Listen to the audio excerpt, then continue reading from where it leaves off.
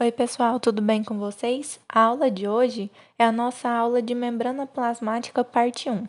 Nela, a gente vai falar um pouquinho sobre a estrutura e a função da membrana plasmática. Na parte 2, que vai ser a nossa próxima aula, a gente vai aprender sobre os tipos de transporte que ocorrem na membrana. Mas, como eu disse, esse é um assunto para a próxima aula.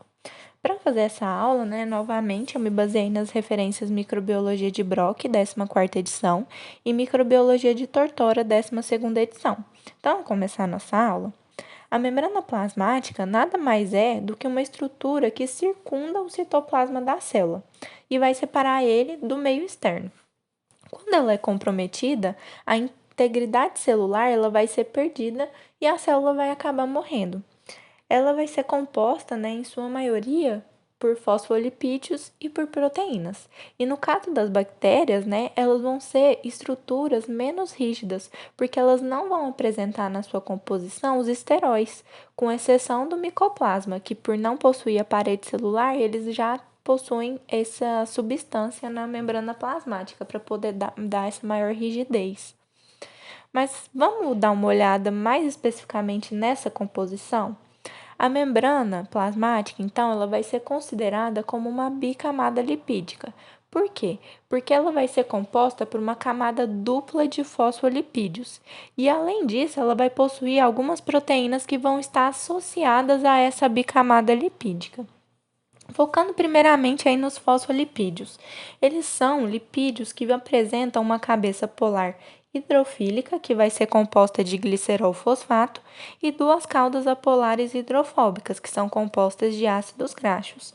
As cabeças, elas ficam localizadas nas duas superfícies da bicamada, e as caudas, por sua vez, elas vão estar voltadas para o interior. Essa bicamada, ela possui em torno de 6 a 8 nanômetros de espessura e ela pode ser visualizada por microscopia eletrônica de transmissão como duas linhas escuras. Além dos fosfolipídios, como eu já disse, a membrana também possui as proteínas que estão associadas ou embebidas a ela. Essas proteínas podem ser de dois tipos principais. Primeiramente, nós temos então as proteínas integrais, que são proteínas que estão firmemente embebidas na membrana e que elas só podem ser removidas com o rompimento da bicamada lipídica. Elas podem também ser chamadas de transmembranas, pelo fato de estarem penetradas na bicamada lipídica por completo. Além disso, algumas proteínas integrais, elas também podem funcionar como proteínas canais. Isto é, elas são canais, que possuem um poro, um buraco, e vai permitir a passagem de algumas substâncias para dentro e para fora da célula.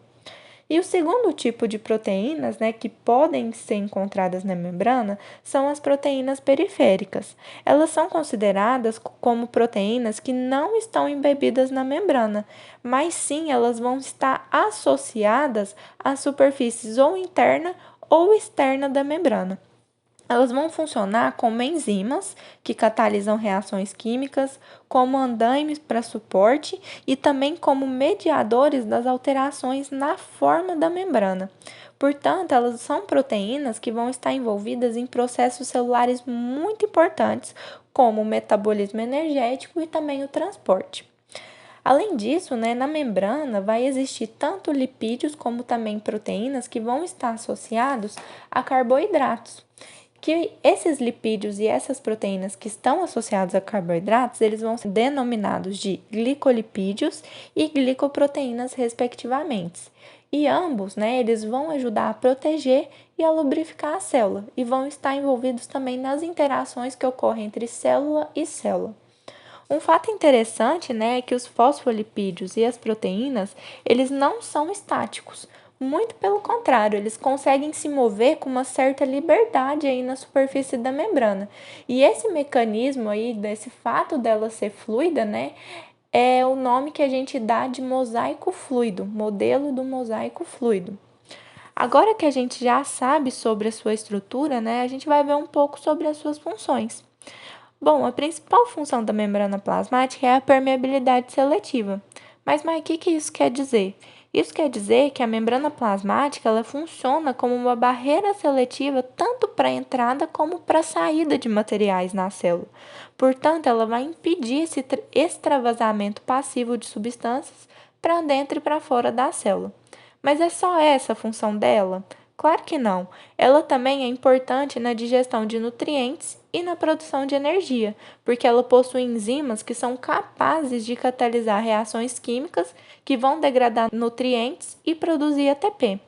Elas também podem ser sítios de ancoragem para várias proteínas e, no caso da membrana plasmática dos eucariotos, elas ainda possuem uma função adicional.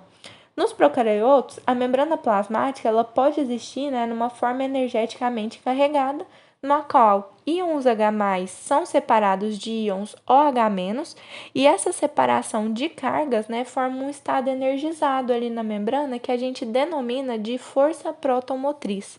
E essa força protomotriz é responsável pela realização de alguns tipos de transporte, de natação, de motilidade e também ela está envolvida na biossíntese de ATP na célula procariótica. Bom, pessoal, nossa aula de hoje é isso. Qualquer dúvida ou sugestão vocês podem deixar nos comentários e fiquem ligados que a nossa próxima aula é continuação dessa.